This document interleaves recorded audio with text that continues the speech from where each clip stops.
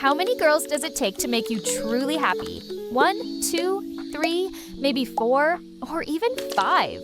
In this video, we'll put your deepest, most hidden fantasies to the test and uncover the truth behind the real-life harem. Is it a dream come true or a waking nightmare? Let's dive in. Be honest, at least once in your life, you imagined being the anime protagonist, surrounded by a harem of cute, kind, head-over-heels waifus, each more devoted than the last. Each one is a dream come true archetype. Here's your typical lineup. Rin acts like she doesn't care, but is just too tsundere to admit she's head over heels for you. Yuno loves you with a passion. That could be considered a national security threat. Toru, sweet, caring, cooks for you with so much love, she sometimes forgets salt is not a main ingredient. Rei, so passive you think she doesn't feel anything, but deep down, you know she only says, "It doesn't matter," because you matter most. Yoshiko, no shame, no filter, pure chaos energy. Loves you almost as much as she loves goofing around. Sounds perfect, right? But is having a harem all sunshine and anime sparkles? Let's find out.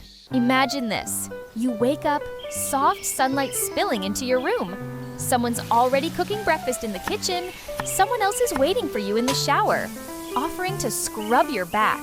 You hear cheerful voices, and somewhere outside, someone is hanging up your freshly washed socks. Yes, those socks. The ones with a hole, but still your favorite. You shuffle out of your room, half asleep, and then one girl is flipping heart-shaped pancakes. Another yells from the bathroom that the bath is ready, and you really don't want to get on her bad side. A third is brewing coffee, says it's for herself, but adds 3 spoonfuls of sugar, just the way you like it. A fourth just came back from outside, having hung up the laundry. And the 5th is still outside, riding the neighbor's dog like it's a horse. A morning dreams are made of. You sit down at the table, fork in hand, and then it begins. Toru, how do you like my pancakes? I poured so much love into them. Make sure you eat every last one. You take a bite. They're terribly salty. But how could you say no to that face? Rin, someone promised they'd come meet my mom today. A chunk of pancake lodges in your throat, and you desperately wash it down with the coffee she supposedly made for herself. Yuno, I've got my archery championship today. If you even think of not showing up, the next arrow's going through you like a dango skewer. You suddenly realize that's not just a metaphor. Rei, you said you'd come shopping with me, but if you can't, it's okay. Which only makes it even harder to say no. Silence fills the room. Time itself seems to freeze. Sweat drips down your face. Your fork trembles in your hand. You're not sure who's going to kill you first, or worse, who's going to be silently disappointed for life. And then, bam! Yoshiko bursts through the front door, still riding the dog like some chaotic knight, unintentionally saving you from the tense moment. You drop your fork, but not your dignity. And so the day continues. Good news? Rin's mom called and said you don't have to visit her today. Yay! Bad news, she's coming over tomorrow. Oh no. The archery tournament is in the afternoon, so there's still time to go shopping. But go alone with Rei? Dream on. And just like that, the 6 of you march into the mall like a tactical squad, which basically means say goodbye to the PlayStation 5 Pro you've been saving up for all year. Rin keeps scoffing. Don't think I came here for you, okay? I had my own plans. At the entrance, a cute girl is handing out flyers. You smile politely and take one, just to be nice, and instantly regret it. You feel Yuno's jealous glare slice through your soul like a shuriken. Toru, guys, let's get some taiyaki. There's a 5+1 discount right now. Your stomach clenches at the thought. You still haven't recovered from her salty pancakes. But hey, eating taiyaki now means you've got an excuse to skip more pancakes tonight. Win-win? You look around. Only 5 of you are here. Yoshiko has disappeared. Again. You silently pray she's not out there causing trouble. And then you meet Rei's eyes, suddenly remembering why you came here in the first place. Rei, if you want, we can go eat some taiyaki, and I'll go shopping by myself later. And just as you're about to say something, you hear your name announced over the loudspeaker, asking you to come to the information desk. Yep, Yoshiko did something again. And now you're just hoping you've got enough money on your card to cover the damages.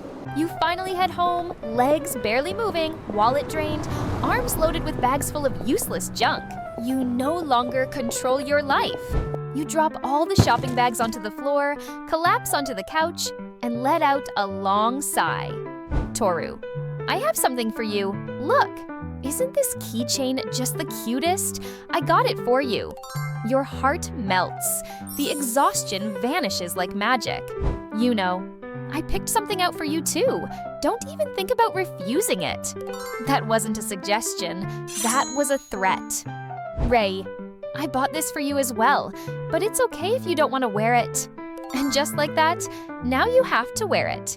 Rin, I actually bought this for myself, but fine. I guess you can have it. Yoshiko, I got you something too, but I think I lost it on the way back. So instead, I gift you my panties. What could possibly beat gifts from your beloved girls? Answer, absolutely nothing. Sometime later, you're all heading out to the archery tournament. Of course, all together. Otherwise, what's the point of having a harem? The massive bundle of keychains in your pocket jingles with every step, catching stares from strangers. You clench the panties from Yoshiko in your pocket like a sacred relic, praying that the rest of the day goes by without additional incidents. You're sitting in the bleachers. It's Yuno's turn to shoot. You silently pray that she hits the target, because if she doesn't, you'll be the one who has to calm her down. And who knows what that might lead to. Yoshiko suddenly stands up like a proper cheerleader and yells out words of encouragement. Yuno narrows her eyes, taking aim with laser focus. Everything seems still. Perfect. Then, a sudden gust of wind lifts Yoshiko's skirt. The crowd gasps.